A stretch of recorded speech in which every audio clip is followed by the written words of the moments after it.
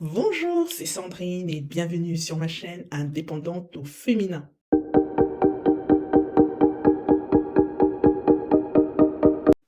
Alors sur cette chaîne, je me propose de vous partager mon expérience au sein de la conciergerie que j'ai créée depuis plus de 3 ans et donc j'espère que ces vidéos vous seront utiles à comprendre un petit peu l'activité de conciergerie. Conciergerie dans laquelle je propose également des frais du ménage et du linge. Donc c'est pas toutes les conciergeries que je propose, il y a notamment des conciergeries dites digitales qui s'occupent uniquement de la partie réservation et délèguent la partie ménage et linge. Or moi, je fais les deux. Alors, dans cette vidéo, on va aborder le thème suivant. Est-ce que les frais de ménage doivent-ils être inclus dans le prix global de la nuitée ou bien doivent-ils être complètement sortir de là et apparaître de manière distincte? Alors, pour répondre à cette question, je vais partager un petit peu ce qui se passe, ce qui se fait. Donc, il y a deux cas d'école. Ceux qui comme moi font de la conciergerie, donc qui gèrent des biens pour des propriétaires, hein. Donc nous, on aura toujours tendance à bien séparer les frais de ménage du prix de la nuitée. Pourquoi?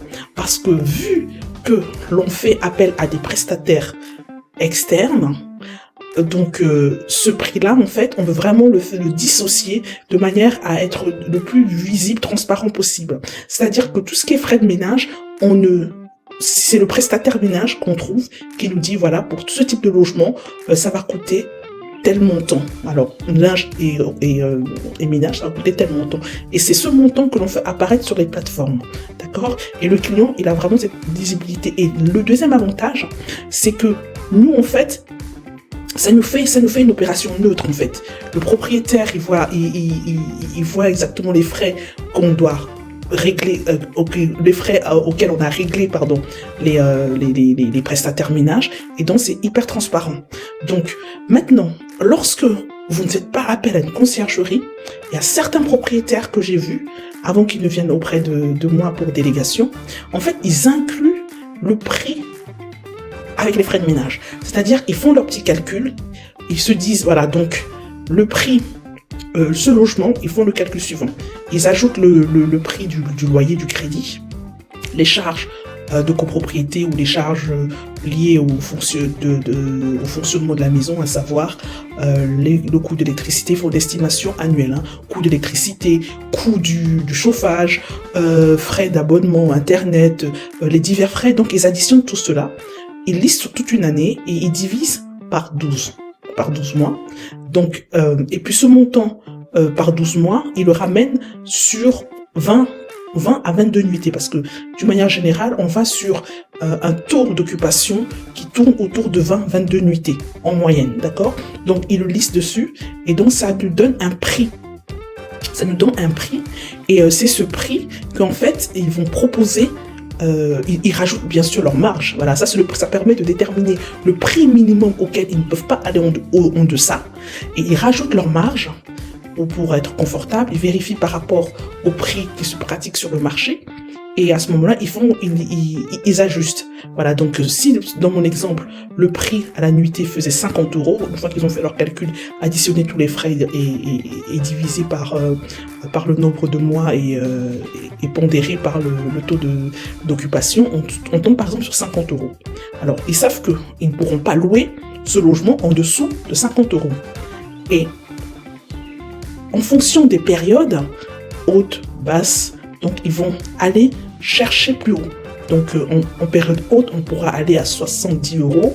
Voilà, en période basse, on va tourner autour de 50, 52 €, 55, voilà, 55, 57, 60 maximum, voilà, etc. Donc ça leur permet en fait de pouvoir ne pas perdre de l'argent en fait. Donc en fait, c'est de toute façon, même moi, c'est les calculs que je fais lorsque je dois louer les biens. Je demande effectivement au propriétaire le prix en dessous duquel il ne souhaite pas aller.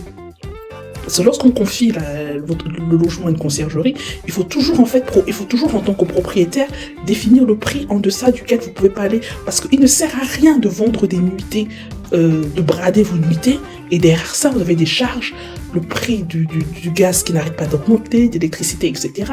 Donc voilà, donc vous devez faire vos calculs. Vous devez vous asseoir, additionner tout le coût annuel que ça vous représente et vous ramenez sur la période et ça vous donne le prix en deçà duquel vous ne pouvez pas aller. Voilà, donc c'est très important de le faire. Et moi, j'invite toujours les propriétaires à faire ce calcul-là et à me communiquer le prix minimum auquel ils ne souhaitent pas aller. J'ai des conciergeries qui ne demandent pas ce travail à leurs propriétaires et du coup, il est arrivé, c'est une propriétaire qui m'a raconté ça, une anecdote, tenez-vous bien, elle a une maison, 3 chambres, très bien située, standing correct, et normalement ce type de maison, même en période basse, ne peut pas se louer en moins de 80 €. Tenez-vous bien, la conciergerie leur a loué à 40 € la nuitée. Hors frais de ménage, bien sûr, mais 40 €, vous vous rendez compte? 40 €, c'est même pas le prix d'un studio. Voilà. Donc, j'invite toujours les propriétaires à faire ce calcul afin que, quoi qu'il arrive, ils s'en sortent. Parce qu'il ne sert à rien surtout en hiver, avec le chauffage qui tourne, avec les frais. Non, ça ne sert à rien. Vaut mieux fermer la maison et ne pas louer. Surtout si vous avez un crédit. Donc voilà, donc ce sont des calculs que j'invite effectivement à faire. Donc par rapport à la question qui était de savoir est-ce qu'il faut intégrer les frais de ménage dans le prix de la nuitée, moi je dirais le mieux quand vous êtes une conciergerie, c'est de ne pas intégrer les frais de ménage dans le prix de votre nuitée. Parce que cela fausse les calculs et cela vous fait faire d'autres calculs pour pouvoir rembourser le prestataire ménage et tout ça, vous allez voir, vous allez vous emmêler et vous allez plus vous en sortir. Alors autant vraiment bien mettre les prix du ménage de manière distincte, on le voit bien, on sait que si le ménage coûte X, le prestataire le voit, le propriétaire le voit et donc c'est hyper transparent et ça vous évite des tambouilles et après des prises de tête pour vous retrouver. Voilà, j'espère que cette vidéo vous aura plu, n'hésitez pas à vous abonner et si vous avez des questions, n'hésitez pas à me les poser ou à me mettre des commentaires et je vous répondrai. Je vous dis à très bientôt pour une nouvelle vidéo. Salut, ciao!